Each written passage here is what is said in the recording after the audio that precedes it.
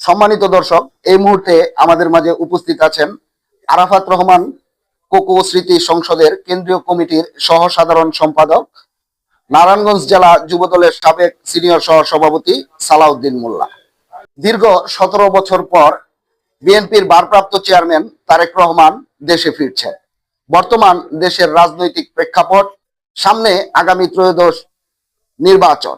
এই নির্বাচনকে ঘিরে এবং তারেক রহমানের এই দেশে আশাকে নিয়ে বিএনপির বর্তমান রাজনীতি, চিন্তা ভাবনা এবং পরিকল্পনা সম্পর্কেই জানবো আমরা ওনার কাছ থেকে। বিসমিল্লাহির রহমানির রহিম। আসসালামু আলাইকুম। দীর্ঘ 17 বছর পর বিএনপির ভারপ্রাপ্ত চেয়ারম্যান জনাব তারেক রহমান দেশে আসছেন, এটা আমাদের জন্য পরম সৌভাগ্যের। আমরা দীর্ঘ 17 বছর অপেক্ষায় ছিলাম নেতা দেশনায়ক তারেক রহমান কবে আসবেন। তারেক রহমান আসছেন, আগামী 25 ডিসেম্বর ইনশাআল্লাহ বাংলাদেশের মাটিতে পা রাখবেন। এ নিয়ে আমাদের তারেক রহমান আমাদের একটা উচ্ছ্বাসের জায়গা, আমাদের আনন্দের জায়গা, একটা নির্ভরশীলতার জায়গা। তারেক রহমান মানেই বিএনপি বর্তমান সময়ে, যেহেতু আমার দেশ নেত্রী বেগম খালেদা জিয়া অসুস্থ, বিএনপির হাল ধরেছেন উনি, এবং বিগত 17 বছর ফ্যাসিবাদী বিরোধী যত আন্দোলনের সংগ্রামে তারেক রহমান সাহেবের যে ভূমিকা অত্যন্ত প্রশংসনীয়। আপনারা জানেন, গত কিছুদিন আগে বিবিসির এক সাক্ষাৎকারে যে চমৎকার সাক্ষাৎকার উনি দিয়েছেন এবং সারা বাংলাদেশের মানুষের কাছে প্রশংসিত হয়েছে। তারেক রহমান 25 ডিসেম্বর বাংলাদেশে আসবে ইনশাল্লাহ। আমরা আশা করতেছি স্মরণকালের একটা হবে, জমায়েত হবে। বিএনপির নেতারা অধীর আগ্রহে আছে, আমরা অধীর আগ্রহে আছি। দেশনায়ক তারেক রহমানের দেশে আসার অপেক্ষায় আছি। দেশের মানুষ উচ্ছ্বসিত, আমরা আনন্দিত যে আমার নেতা তারেক রহমান দেশে আসতেছে।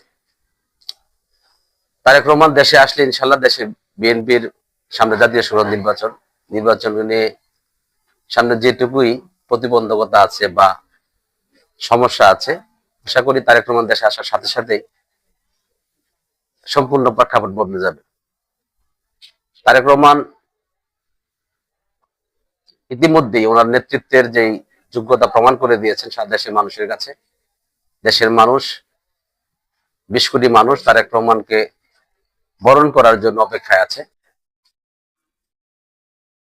এবং তারেক রহমানের ব্যক্তিত্ব, দেশনায়ক তারেক রহমানের যে ব্যক্তিত্ব, এটা জিয়াউর রহমানের প্রতিচ্ছবি হিসেবে আমরা দেখছি। জিয়াউর রহমান দেশের প্রতি যে মমত্ববোধ, দেশপ্রেম এবং দেশনেত্রী বেগম খালেদা জিয়ার যে দেশপ্রেম, ইনশাআল্লাহ তারেক রহমানের মধ্যে সেটা আছে।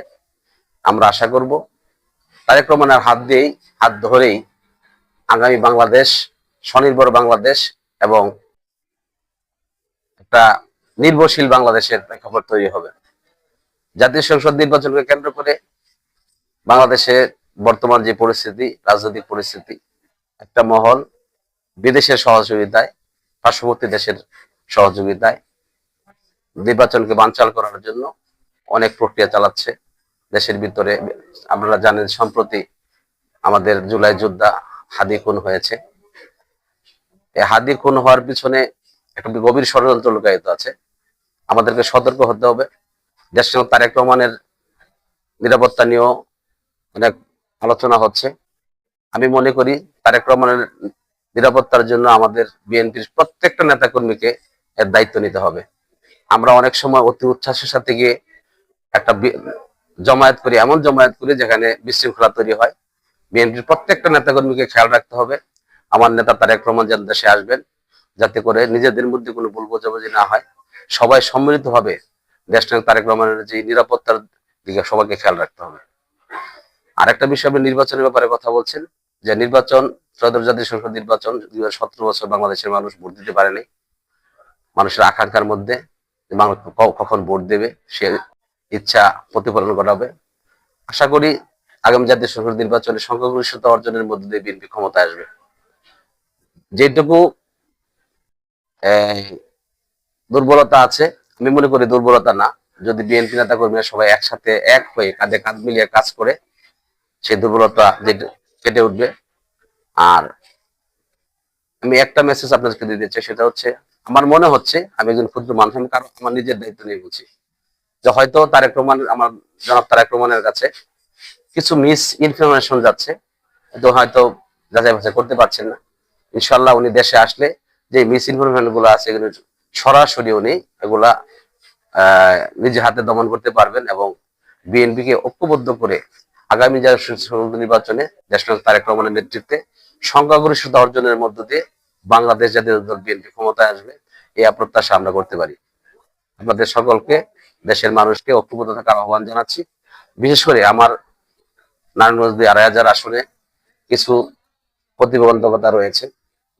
যারা মাঠে আছেন, বিগত 17 বছর আন্দোলন সংগ্রামে কাজ করেছেন, দলের জন্য ত্যাগ স্বীকার করেছেন, সকলকে আমি বলবো আগামী নির্বাচনের স্বার্থে সকলকে একে অপরের সাথে সহনশীলতার পরিচয় দিয়ে কাঁধে কাঁধ মিলিয়ে কাজ করতে হবে। নইলে কিন্তু আমাদের সামনে মহাবিপদ আছে। কারণ আমাদের যারা ভালো চায় না, আমাদের যারা এন্ট্রি আছে, যারা আমাদের বিরোধিতা করে, তারা কিন্তু সক্রিয়। আমি বিএনপির প্রত্যেকটা নেতা কর্মীকে বলবো, ঘরে ঘরে, গ্রামে গ্রামে, মহল্লায় মহল্লায়, পাড়ায় পাড়ায় গিয়ে মা বোনদের কাছে যেতে হবে, বিএনপির প্রতিশ্রুতি দিতে হবে যে আমরা ক্ষমতায় আসলে গ্রামের প্রত্যেকটা মানুষ নির্বিঘ্নে চলাফেরা করতে পারবে, মানুষ নিরাপত্তাহীনতায় ভুগবে না, আমরা সকল প্রকার নিরাপত্তা দিতে বাধ্য হব। যদি আমরা এটা না করতে পারি, মানুষ কিন্তু আমাদের প্রতি আস্থা হারিয়ে ফেলবে।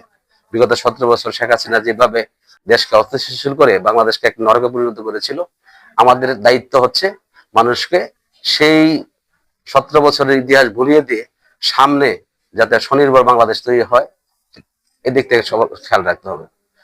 আশা করি ২,৫০০ জাকির মনন যার হাতে চূড়ান্ত টিকিট দিবেন, ইনশাল্লাহ বিপুল ভোটে জয়ী হবেন।